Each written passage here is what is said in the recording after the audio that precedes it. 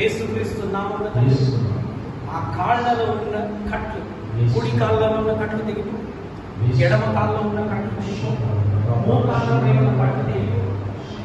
యేసు నామమున ప్రార్థిస్తున్నాము. Take the power.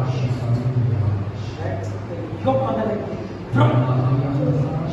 From Jesus. నడవండి అటు నుంచి మంచిగా నడవండి.